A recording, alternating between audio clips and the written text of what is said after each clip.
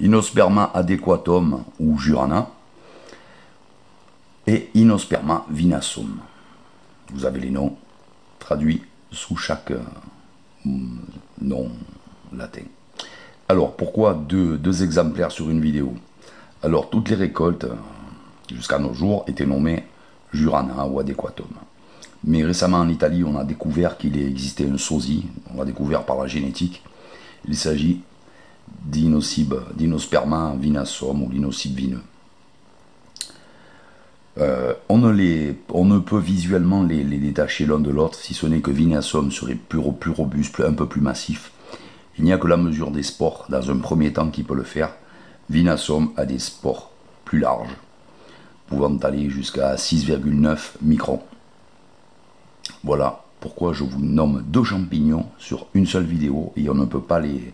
Ici c'est vinasum, mais visuellement, sur le terrain, on ne peut pas les séparer. Donc, que ce soit Jurana, l'inocibe du Jura, ou l'inocibe vinasum, l'inocibe vineux, on pourra les détacher, donc les séparer donc que par microscopie. Donc on se contente ici d'un visuel pour deux champignons. Donc on a un chapeau brun rosâtre, plus ou moins clair. Là il est très clair. Il peut atteindre jusqu'à 10 cm de diamètre le chapeau.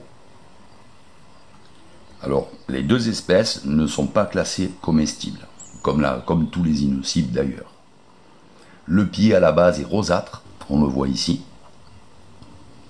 plus ou moins rosâtre, c'est un des critères d'identification. À la base, mais plus haut aussi, hein, je vous ai dit une bêtise, jusqu'en haut il peut être rosâtre, plus ou moins rosâtre à rougeâtre même. Et ce qu'on va apercevoir, c'est que quand on coupe à la base du pied, on a une couleur rouge vineuse qui apparaît.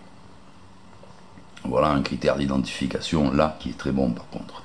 Les lames sont blanc grisâtre,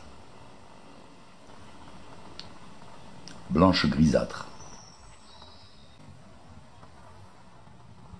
Voilà, ici regardez en haut le pied est très rouge. On a un autre exemplaire qui est beaucoup plus rouge. Ça rappelle un peu certains lactaires quand on les coupe. Voilà la chair rosie dans le pied. Bon les amis, il ne me reste plus qu'à vous dire à bientôt pour une prochaine vidéo. Ciao ciao.